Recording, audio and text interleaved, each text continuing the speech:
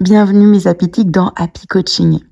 Pour ceux qui le savent, j'aime beaucoup écrire, j'ai besoin de beaucoup écrire sur mes carnets et j'étais en train de lister des choses que j'aurais aimé savoir au-delà de mentalement bien sûr, vraiment comprendre et intérioriser plus tôt en développant mon business avec ma personnalité atypique.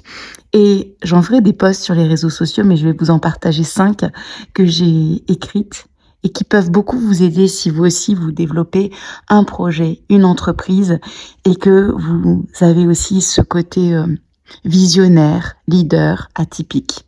La première des choses, c'est que lorsque vous avez une vision atypique, les autres ne peuvent pas, c'est pas qu'ils ne veulent pas, c'est qu'ils ne peuvent pas vous comprendre immédiatement. Parce que lorsqu'on a une vision qui est unique, c'est notre vision et les autres ne l'ont pas, c'est la vôtre. Mais surtout, c'est vous qui devez affiner, affirmer et comprendre de plus en plus votre vision. Parce que même si vous avez l'impression d'avoir une vision qui est précise de ce que vous développez, votre vision, elle n'est pas encore claire pour vous. Et ça prend du temps, encore plus quand on est un leader, parce qu'on n'a pas de modèles avant nous qui ont fait la même chose que nous. La deuxième chose qui fait directement suite au point que je viens de vous citer, c'est que votre vision se découvre par l'action. On peut faire autant de plans, de stratégies sur le papier. En fait, on n'ira jamais très très loin uniquement sur le papier. Je suis pas en train de vous dire de ne pas le faire. Vous avez besoin, parce que sinon on reste dans du rêve, dans quelque chose de joli, qui vous fait plaisir. Mais bien sûr que vous devez faire une stratégie, mais c'est par l'action, en agissant, que les choses s'éclairent. Il n'y a pas d'autre possibilité. Et bien souvent, je connais des entrepreneurs qui essayent de tout réfléchir, tout maîtriser pour faire. Ça ne marchera jamais comme ça. Vous avez besoin de faire pour que les choses s'éclairent. La troisième chose, on en a déjà parlé. Ne prenez jamais de décision quand vous êtes très très haut dans vos émotions, quand les émotions sont hautes. Parce que quand vos émotions sont élevées, c'est votre intelligence émotionnelle qui est basse. C'est toujours comme ça que ça fonctionne. Quand on est élevé dans les émotions, qu'on a de la colère, qu'on a aussi parfois un enthousiasme débordant, on n'est pas forcément au top de notre intelligence émotionnelle. Donc parfois ça arrive d'avoir ces émotions très très hautes.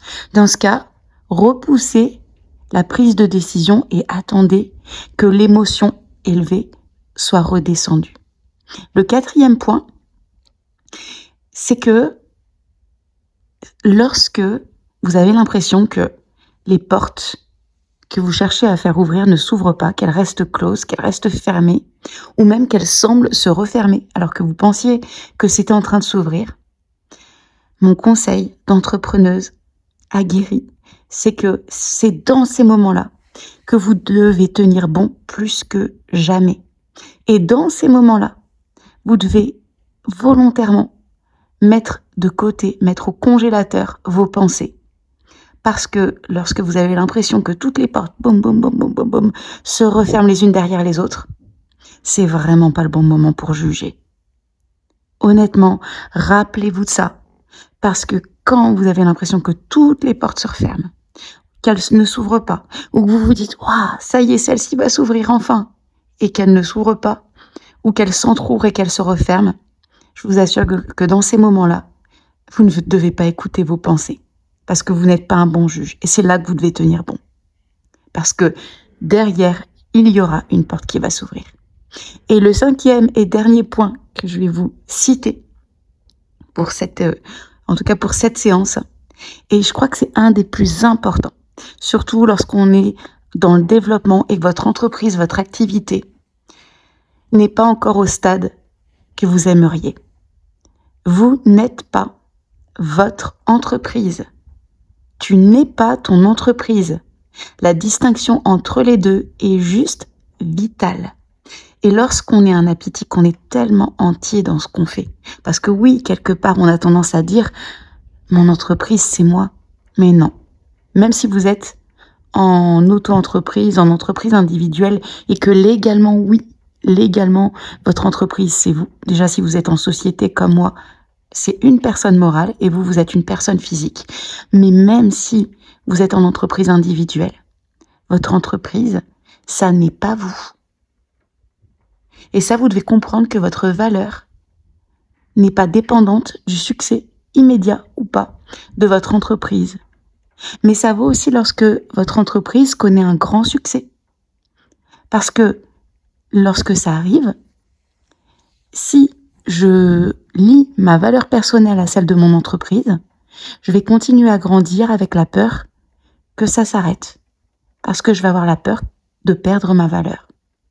Ça aussi, ce point-là, retenez-le, mes apitiques. C'était des points que je voulais vous transmettre.